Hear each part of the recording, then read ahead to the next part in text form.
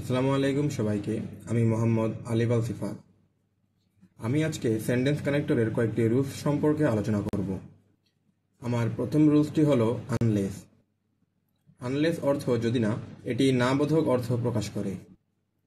এটি থাকলে সেন্টেন্সে ন বা নট বসে না।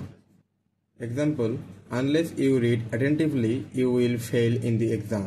এখানে আনলেস থাকার কারণে সেন্টেন্সে ন বা নট বসেনি। আমরা যদি আরেকটি এক্সাম্পল দেখি, he will not able to gain it unless he works hard. এই বাক্যটিতে আনলেস থাকার কারণে বাক্যটি ঠিকই না বোধক বুঝিয়েছে, কিন্তু আনলেস থাকার ফলে বাক্যটিতে ন বা নট বসাতে হয়নি।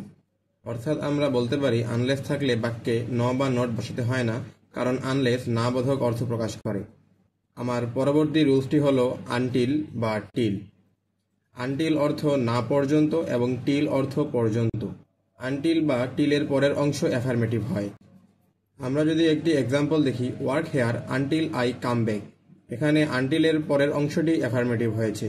আমরা যদি আরেকটি এক্সাম্পল দেখি, ওয়ার্ক হেয়ার টিল 2 PM। এই বাক্যটিতেও টিলের পরবর্তী অংশ অ্যাফার্মেটিভ হয়েছে।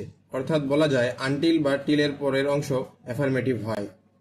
আমার পরবর্তী রুলস হচ্ছে হোয়াইল বা হোয়ার্স। হোয়াইল বা হোয়ার্সের অর্থ হচ্ছে যেখানে, অপরপক্ষে বা অথচ। হোয়াইল বা হোয়ার্স দুটি পরস্পর বিরোধী ভাবের মধ্যে সম্পর্ক স্থাপন করে।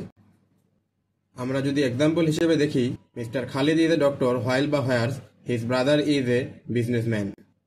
এখানে মিস্টার খালিদ একজন ডক্টর এবং তার ভাই একজন বিজনেসম্যান। হোয়াইল বা হোয়ার্স ব্যবহার করে দুটি বিরোধী ভাবের মধ্যে সম্পর্ক স্থাপন করা হয়েছে। আমার পরের রুলসটি হচ্ছে আদারওয়াইজ বা অর। আদারওয়াইজ বা অর অর্থ অন্যথায়, নতুবা, কিংবা। এক্সাম্পল হিসেবে আমরা দেখতে পারি, take the medicine timely otherwise you can not come round soon. আমরা আরেকটি এক্সাম্পল দেখতে পারি, রিড অর ডু সামথিং। আমার পরবর্তী এবং শেষ রুল হচ্ছে দো, অলদো এবং ইভেন দো। দো, অলদো এবং ইভেন দো এগুলি পরস্পর বিরোধী ভাবের মধ্যে সম্পর্ক স্থাপন করে। আমরা এক্সাম্পল হিসেবে দেখতে পারি, দো he is poor but he is kind. আমরা আরেকটি এক্সাম্পল দেখতে পারি, even though he achieved CGPA 3.50 he is jobless. আমরা উপরের দুটি এক্সাম্পল দেখে বুঝতে পারলাম দো, অলদো, ইভেন দো এগুলি পরস্পর বিরোধী ভাবের মধ্যে সম্পর্ক স্থাপন করে।